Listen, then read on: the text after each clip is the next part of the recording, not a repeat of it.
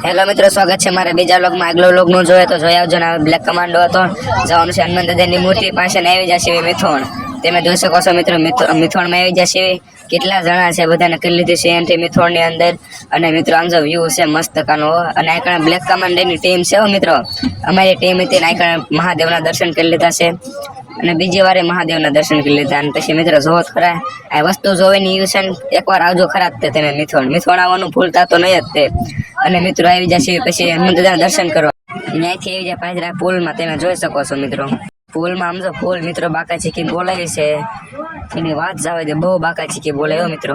તું આ ખડે આટલે મને વાગે એટલે વાગે છે